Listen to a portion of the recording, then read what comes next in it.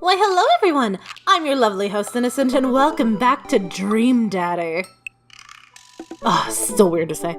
Anyway, I wake up to a text from an unknown number. Whatever shall we do, Innocent Dad? Rise and shine, early birds. Still want to work out? It's Greg, by the way. Smiley face. Holy crap.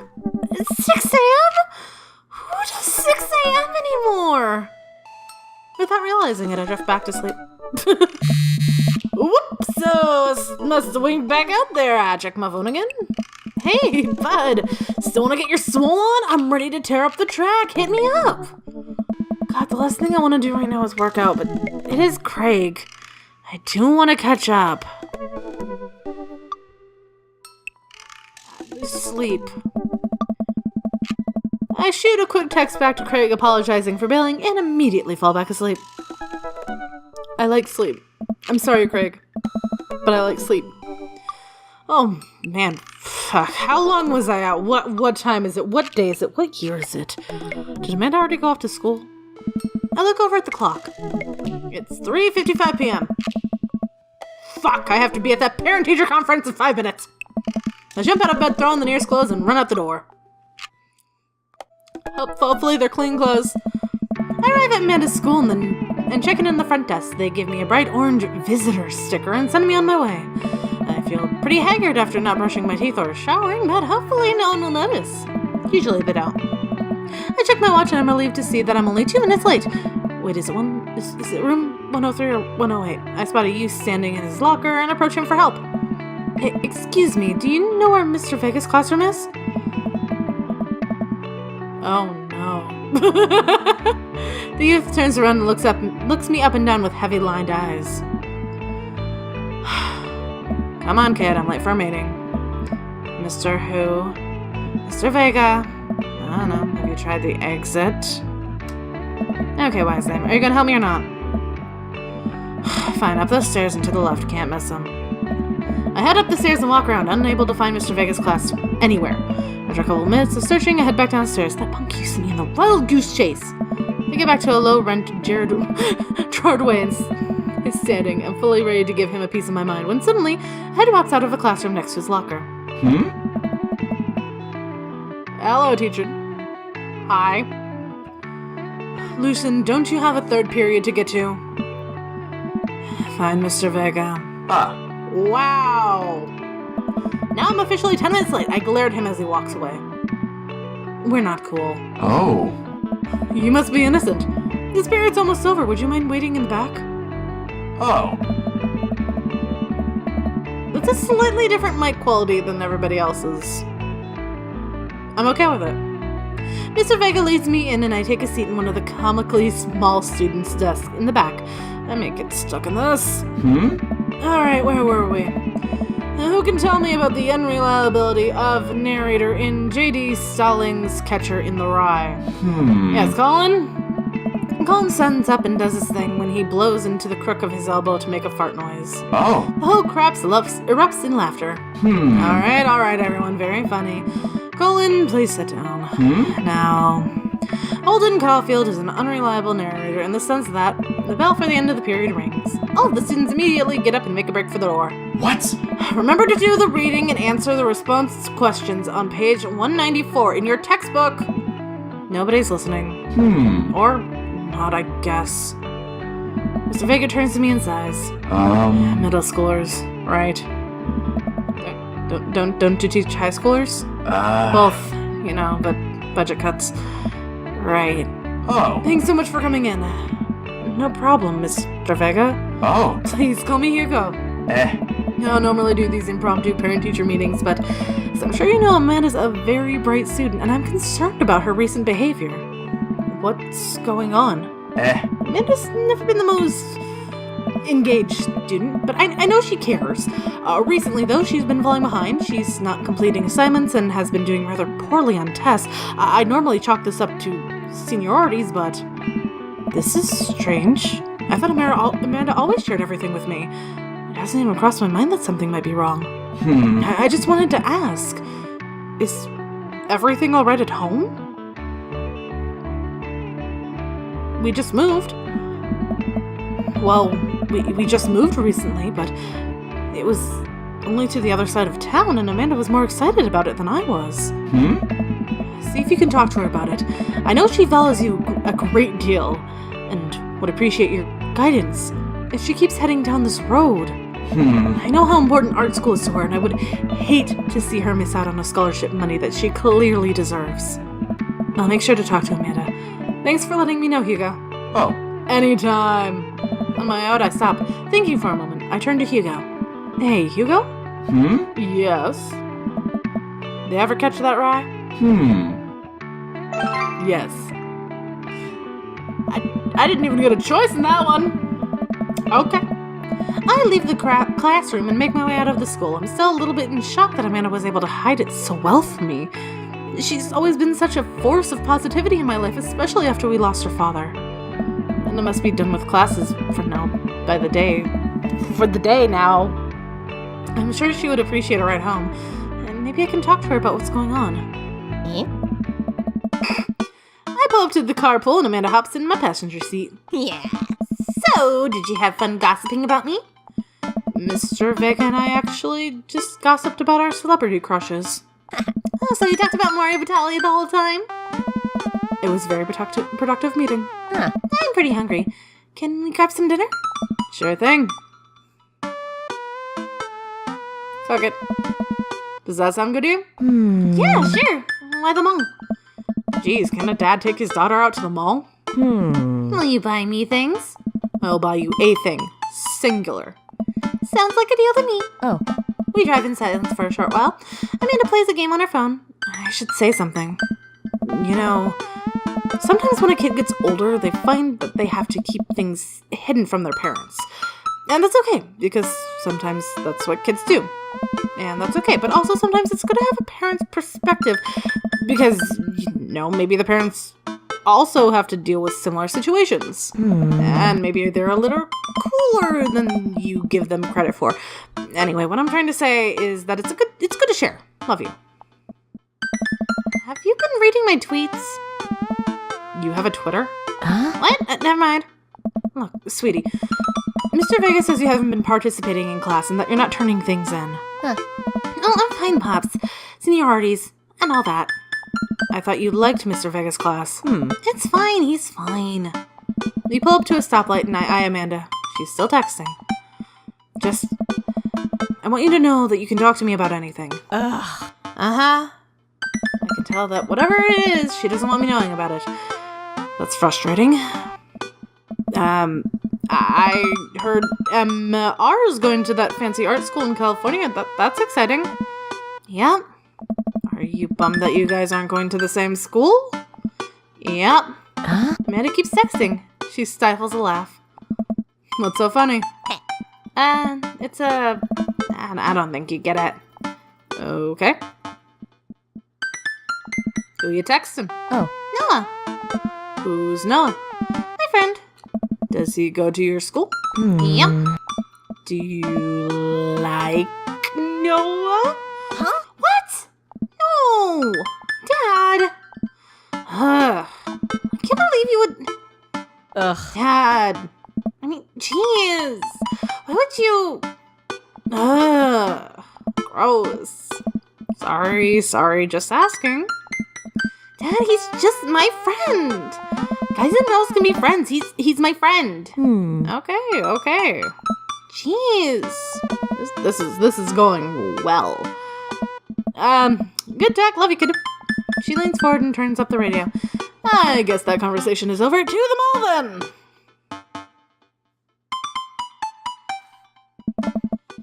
We arrive at the mall, a big indoor shopping center with a couple of different floors. It's kind of dead, but that doesn't stop mall security guard from yelling at a group of loitering teens. Let's eat something disgusting for dinner. Yes. Hell yeah! Language Missy. Heck yeah? Better. Fuck yeah! Best. We approach the food court and evaluate our options. There's greasy restaurant after greasy restaurant. My heart burns just looking at the menus. Nobody looks happy to be here.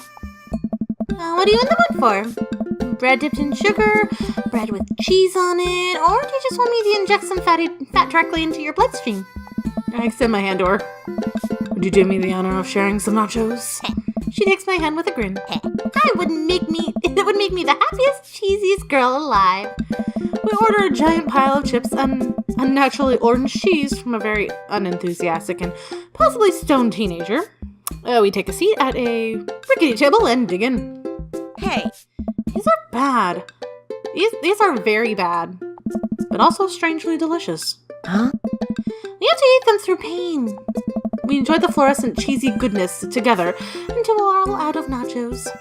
So, something's been bothering me for a while. Can you explain memes to me? Which meme? All memes. Oh. Amanda sighs deeply and places her head in her hands. Dad, it's complicated. See, memes are inside jokes shared by a bunch of people that get less funny the more people do it. So the problem is that by the time a meme gets to you, Dad, all of the youths have already done the joke to death. And what's worse than that is that movies and TVs and video games will try to jump in on a meme train, but just based on how long it takes them to make it, the meme will be long dead by the time it comes out. So it just dates it and it isn't funny. Oh shit, what up? Dad, please. Anyway, changing the subject. Where'd you know? Wanna go to that goth store? Yes! What? You know, the one with all the black... that's all black and tries to establish itself as an anti-establishment, despite being the exact representation of an establishment. I don't know what store you're talking about. You know, the one where you buy chain wallets and it's basically an assault on what people fought so hard against in the punk and hardcore movement of the 70s and 80s. Huh? Dude, you gotta be more specific. The one you threw up in that one time. Oh, that one! Yes! Hot topic. Amanda runs into the store with me trailing behind her. She makes a beeline for the back. Yeah! There it is! You can see the outline, kinda. I'm so proud. Speech! Amanda. Hey! Speech! All right, I'll do it if you stop chanting. Amanda stops immediately. I clear my throat. Thank you all for joining us here today to commemorate an historic movement that would forever shape history. On a day very much like today, some 5 years ago, our very own Amanda and Dad had too much blue raspberry slushy on an outing to the mall. After begging her father to take her to Dead Goth and Beyond to buy rainbow suspenders, she proceeded to throw up all over a display of My Chemical Romance merchandise. Her loving father then had to pay for said merchandise, which to this day remains among our possessions. Thank you. Amanda has moved. She begins clapping, slow at first, then faster, more vigorously. Several other patrons turn their heads. One of them also starts clapping. I bow my head. Alright. Oh, hey, chain wallets. While Amanda busies herself looking at band shirts, I try to find something of interest to myself. Not much for a dad to look at in a Dead Goth and Beyond. Excuse you, there is much to look at, and I love everything in here, especially these two display outfits. I love them.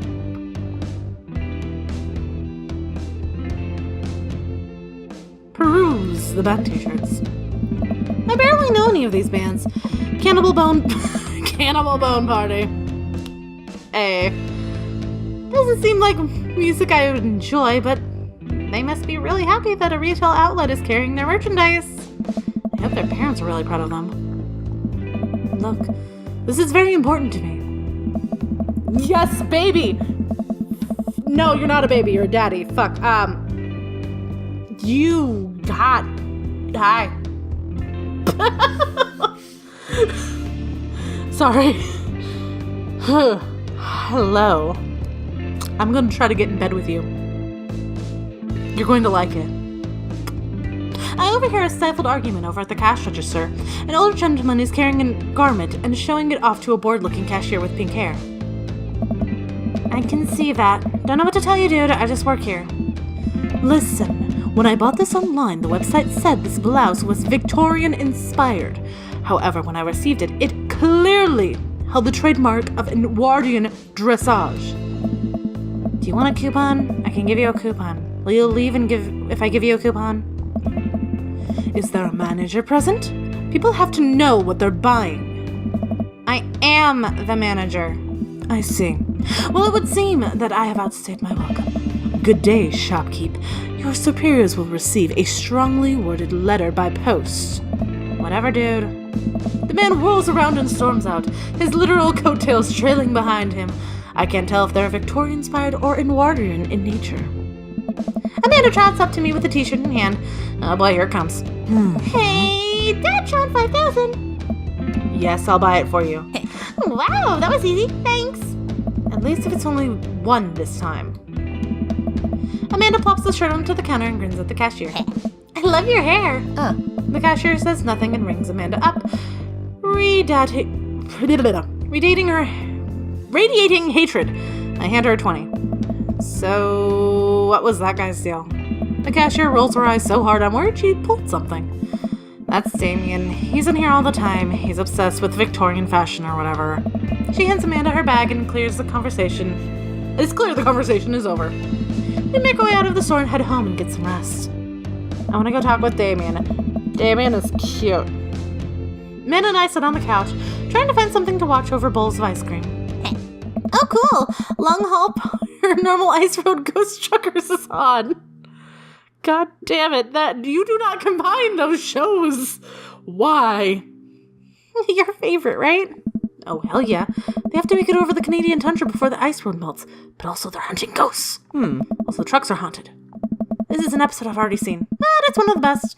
Calman, Flint, Dogbone, or twin brother, truck driving brother things, and ghost hunting duo find themselves in the greatest peril yet. Oh no, the ghosts done got control of the truck. I can't steer them in here damn ass roads. Oh, let me use this EMP meter and try and communicate with the spirits. Like we're about to die. I almost got it. If you listen carefully, it sounds like they're saying you're gonna die. That's because we are about to die. This is art. The episode ends and Amanda excuses herself to go start an argument on the internet. I stay up a little longer, curious about the exploits of Callum and Flint, Dogbone after their disastrous ice road accident. Afterwards, I crawl into bed and get a good night's sleep. That's a good tip. That's a good tip. You don't trust anybody. Not even yourself. Sleeping. Morning, sleepyhead! 5 more minutes. You have never ever let me have 5 more minutes, so get up! Fine. We have cereal for breakfast and spend the morning putting together furniture. Amanda is much better at interpreting the tiny manuals. We're able to put together a few shelves, one desk, and I'm pretty sure it was supposed to be a bookcase. So, you excited for the cookout today? If there's food, I'm excited. I am all over their terrible store-bought sugar cookies that everyone brings to parties. Yeah, those are bad. Which means there's more for me. Yes! Don't you want to meet some people in the neighborhood? I'll probably end up just standing uncomfortably in the corner with a plate of food and hope that nobody talks to me. Dad, you're a beautiful work in progress. We will get that butterfly to emerge from the cocoon. That social butterfly. Well, we better start getting ready.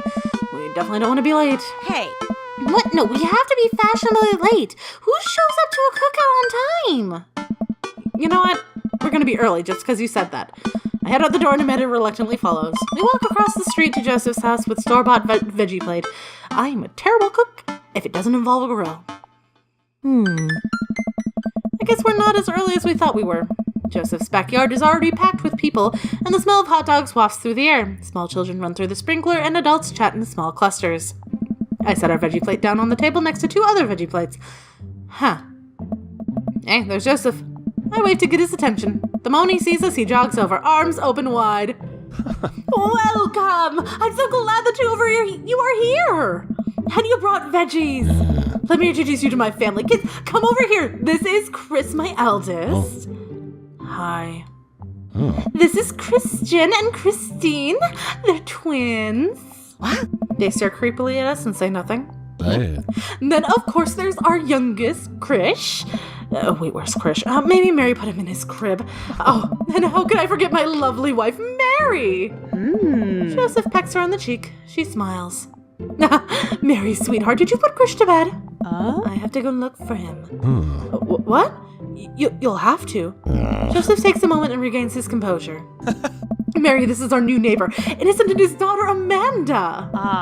I'd shake your hand, but I have a glass of wine that needs to tend to. I love her. Nice to meet you, Mary. Charmed. Well, I have to go over there now. Oh. My wife is wonderful sense of humor, but please, you two enjoy the barbecue. All the guys are really excited to meet you. This is Robert. He lives just across the way. Bad Dad. A hacker man nursing a glass of whiskey eyes me up and down. Hey, I'm Innocent. Nice to meet you.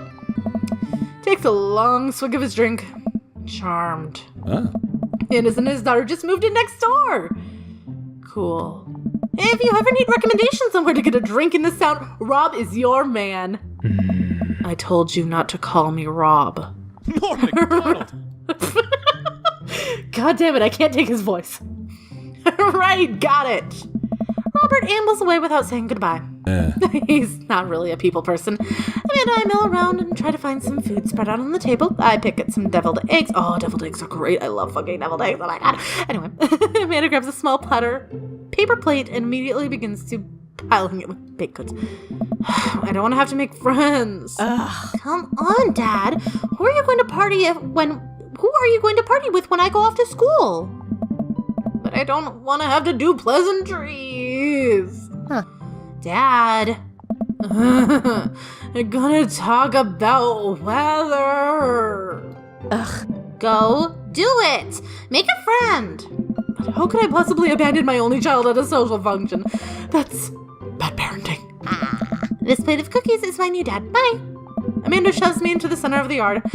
Oh, here goes nothing. I look around at the party and I'm surprised to see some familiar faces. Isn't that the barista from the Coffee Spoon? Oh, what a cool guy. And mysterious. Didn't that guy throw a frisbee at my head? Isn't that the guy who was throwing a fit in Dead Goth and Beyond? Isn't that Amanda's teacher? Hey, I know Craig.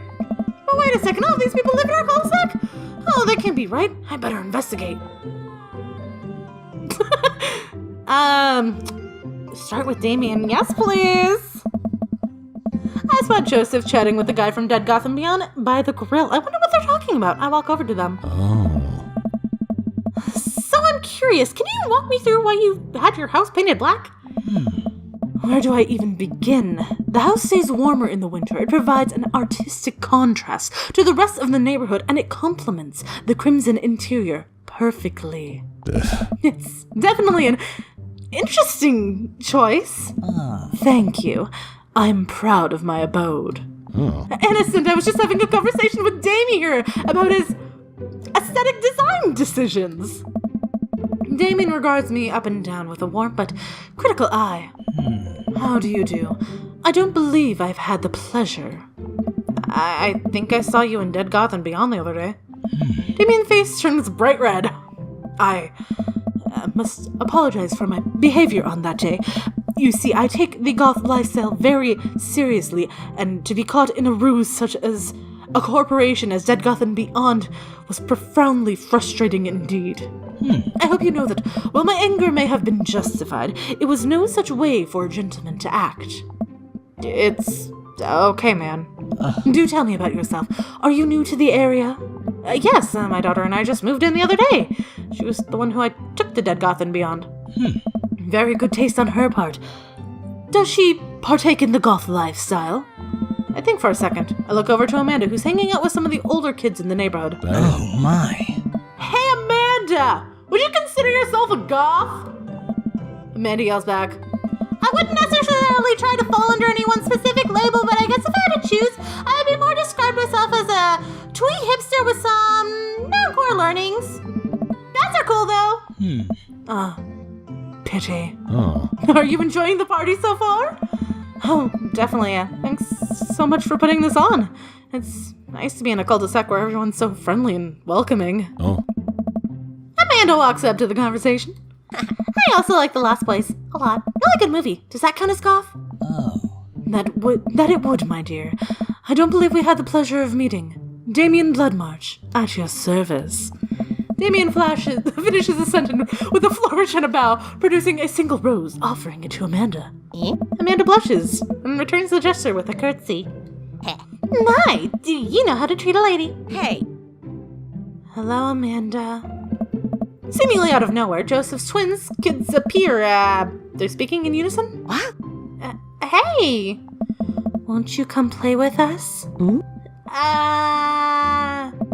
Come play with us. Forever.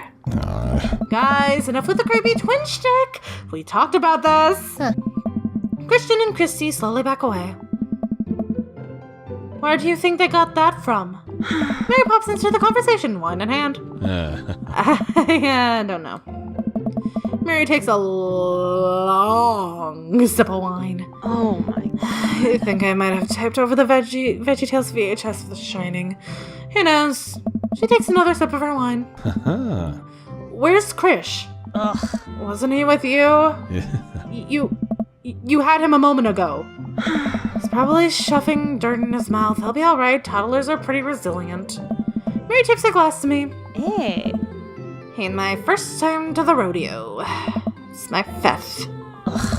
I squeezed out 4 little... Sweetheart, would you do me a favor and please find Krish? That would be great. I'm sure he's fine. Mary? Okay, jeez. Mary finishes her wine and wanders off.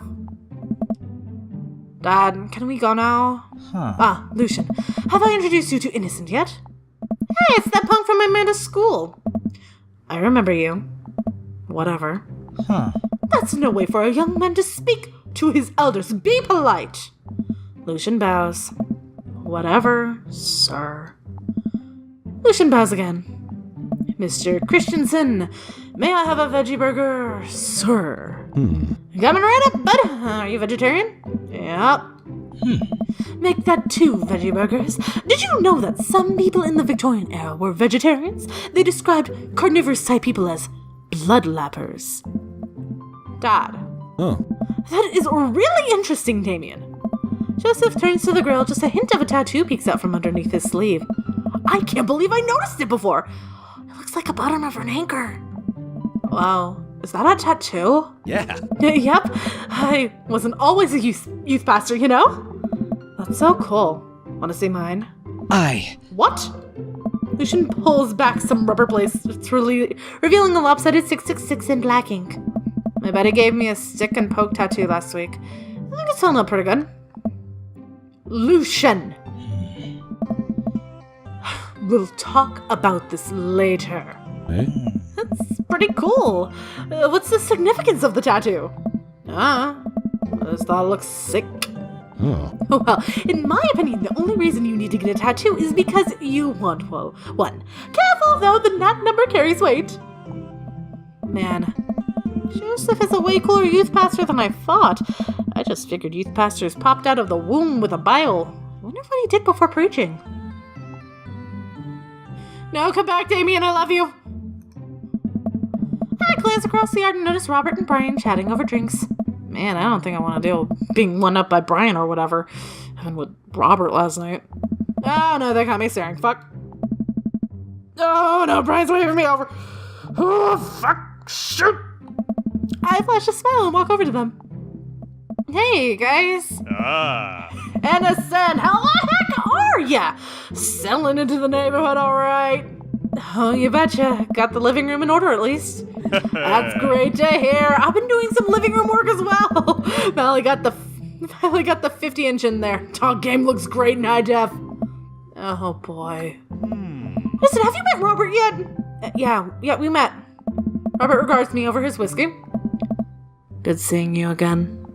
We were just talking about my most recent camping trip. Spent a night out in the woods with Daisy and Maxwell. Oh, she definitely is an outdoorsy one. I even caught her first fish. Oh. It's good to see you talking about your daughter like that. I bet she loved it. Hey. And it's great that she loves the outdoors.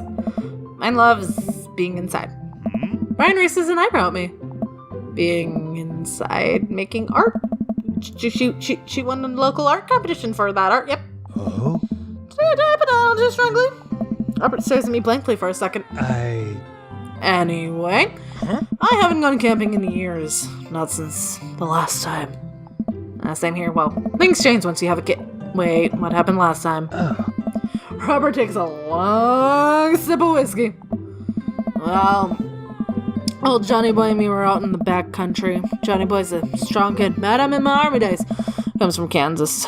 They become tougher out there. Anyway, things go south pretty quickly. Johnny Boy breaks his ankle when the rope begins to snap. You can see the bone popping out. There's the skin. Johnny Boy's screaming out, crying for his mama, losing blood. We're 2 days out for the next living soul, and I got my dear friend bleeding out in front of me. I'm about to dress him, but now I got a fireman carry a 6 foot, 180-pound man over some toughest terrain I've ever been in. I won't lie to you.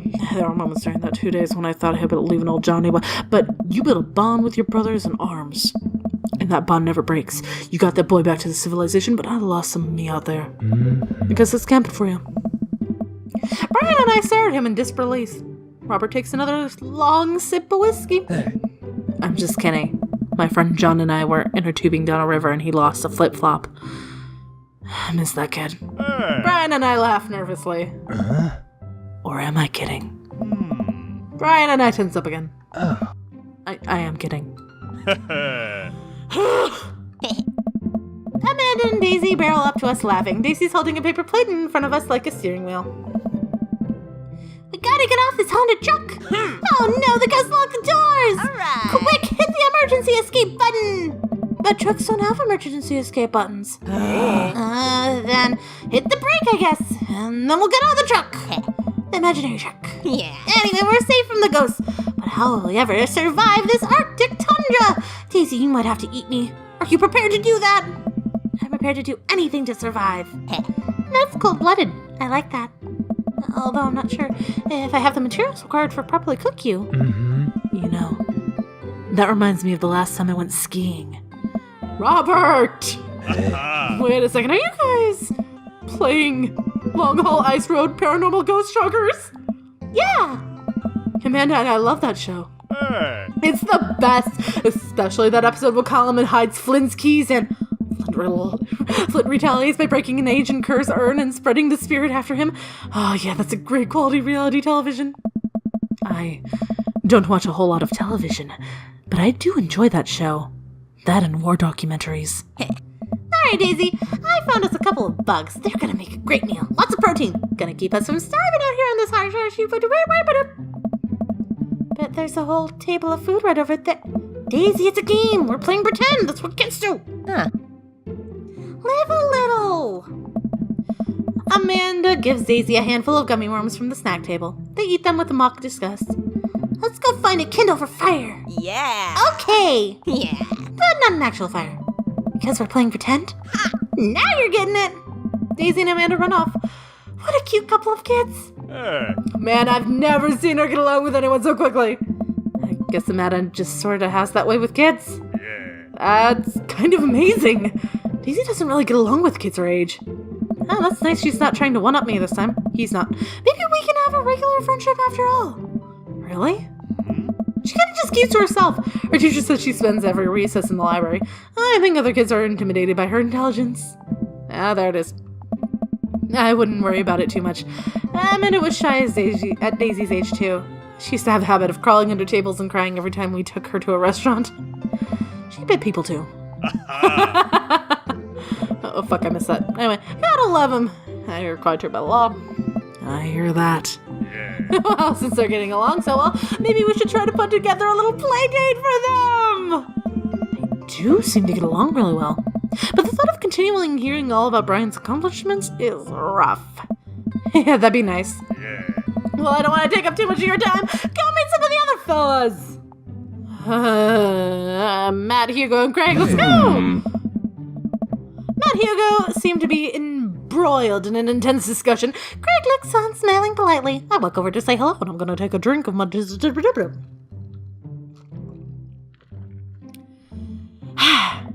Well, I don't think it's fair to try and compare two art movements like that. Periods in art only exists because they are unique byproducts of the social and political climates of the time and place.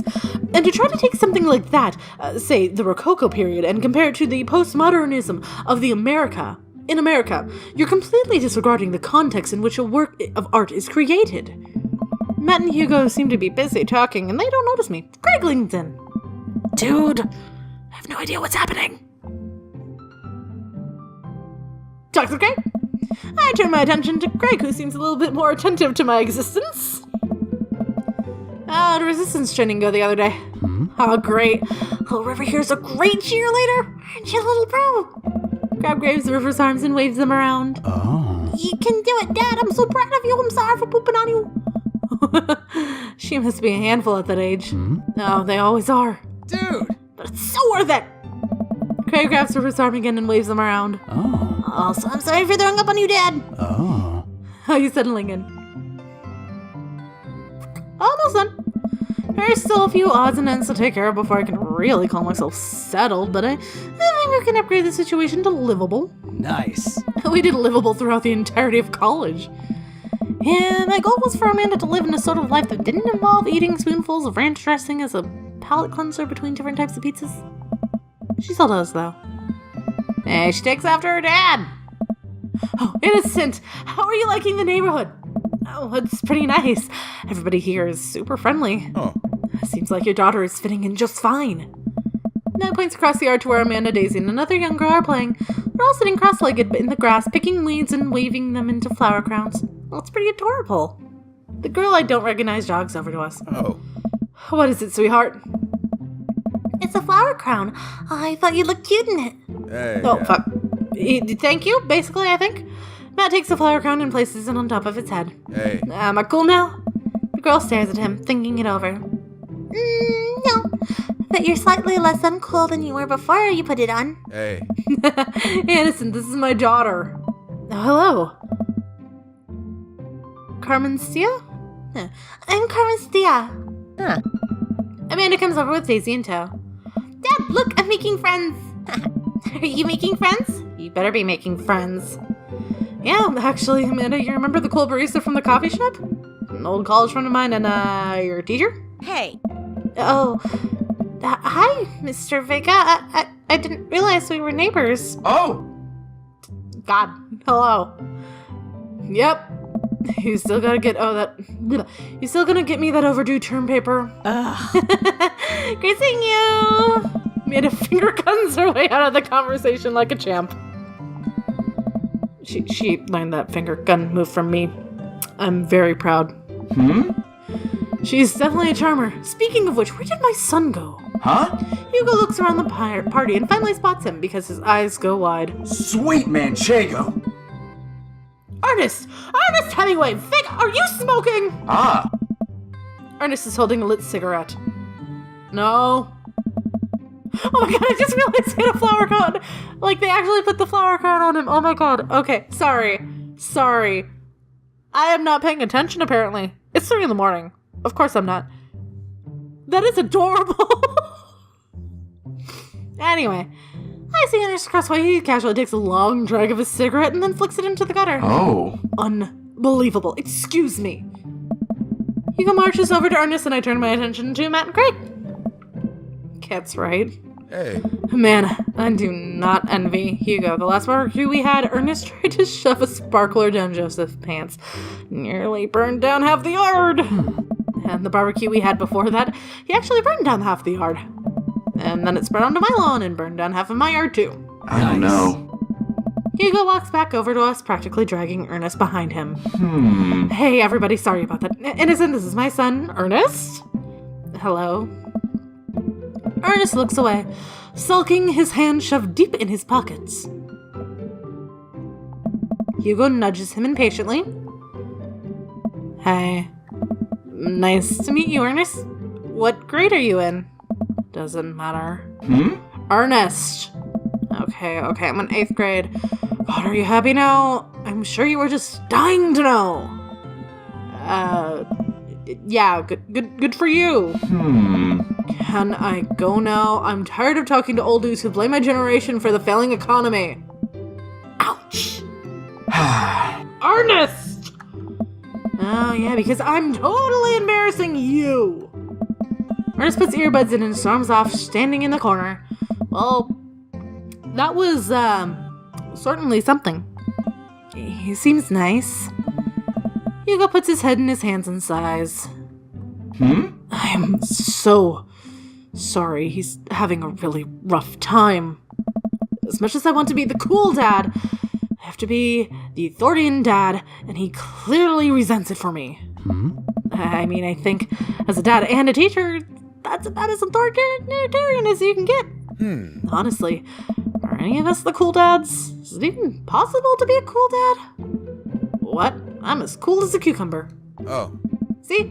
That right there. You can't say that. I don't know. My kids think I'm cool. But for how long, Craig? How long will you get to be the cool dad? I don't know. Hey! I think we just have to accept the facts that as dads, we become the machine we once raged against and accept our fate to unironically wear socks and sandals. Your kids may think you're cool now, but the moment that they hit puberty, you're doomed. Amanda's 18 and she thinks I'm cool. nice. I yell across the yard to my daughter, Amanda! I'm cool, right? Amanda just laughs. She keeps laughing. See your point? I see your point. Oh no. As much as we all want it, I don't think that it's important to be a cool dad as much as it is to be a good dad.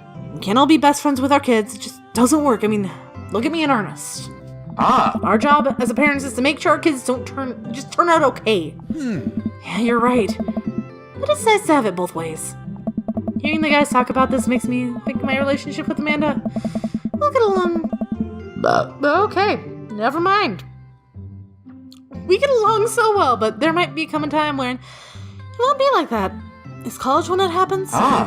Don't let us eat up your time, innocent. Go meet some of the other people around the neighborhood. Just do it. And without further ado, let's work some magic!